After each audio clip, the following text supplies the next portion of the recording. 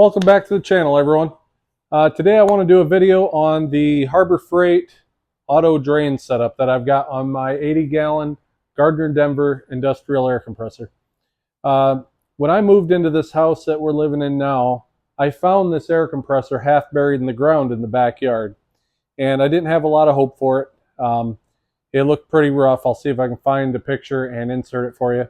And So what I did was I took everything apart, took it all off, took some plugs out of the tank, shined a light in there, and you could just see an enormous amount of rust inside of it. So I rolled the tank around and beat the snot out of it with rubber hammers, got all the rust freed up from the inside, kind of poked at it from the top and got it all broke up, and then I stuck a shop vac in there to vacuum it all out. I ended up painting everything. You can see it's forward blue now. When I got it, it was red. And it's been a great air compressor ever since. The motor was good. The air compressor was good. I ended up changing the oil in it and just doing an overhaul. I put a new check valve on it, and the pressure switch was even good. So it was pretty amazing. This has been a very good air compressor, but I wanted a way to keep water out of the tank. A lot of people have air compressors. A lot of people don't know that when you compress air, you make water. And you got to get rid of it somehow, or it sits in your tank and rots it out. Now, a air compressor like this from the 1970s, probably early 70s, it's a very thick tank, and despite how much rust was in it, it's still a very, very solid tank. But some of these newer ones, and especially your pancake air compressors, it's pretty lightweight metal, and it won't take long to rust through it. So let's go over this Harbor Freight auto drain setup and show you why I did it, how much it costs, and why you should do it as well. Okay, so we're at the bottom of my tank here. This is where the water runs down to and comes out to drain. You can see I've added a T and a 1/4-inch ball valve there to manually drain, just in case that quits working, or just to have the ability to do it.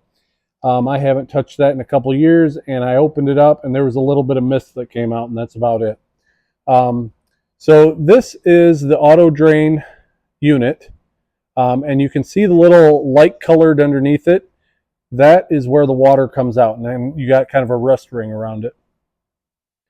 This line here is actually just brake line, and that runs up to the top here. Go up to your pressure switch. So this is your pressure switch, and I've got a copper line that comes off the pressure switch, and it goes to the check valve, which comes off of your air compressor lines right there.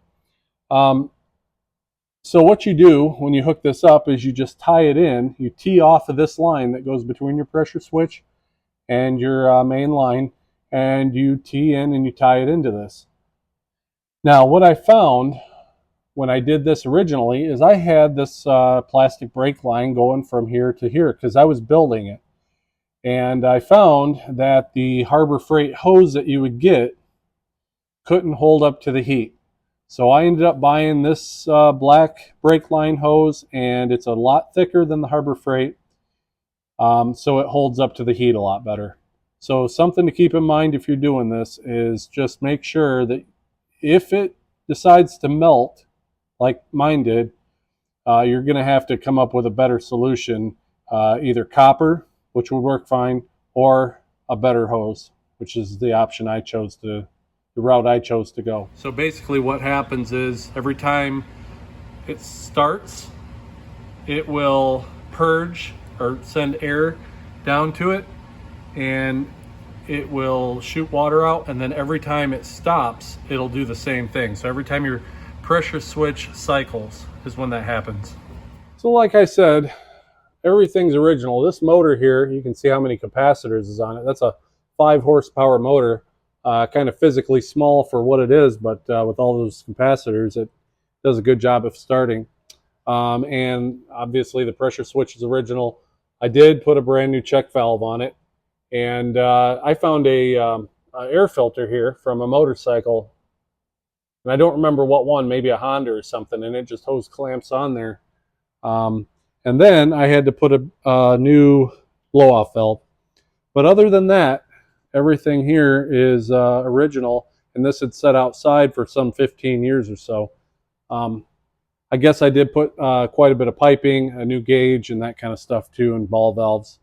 But I've been very happy with this air compressor. And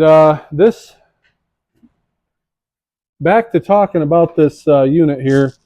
This unit right now is on sale for $8.97.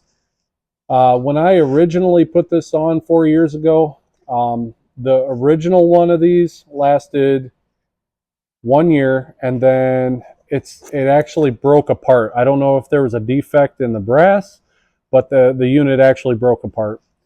This one here has been on here for 3 years now and has been trouble-free. Like I said, I haven't touched this valve in a couple years, and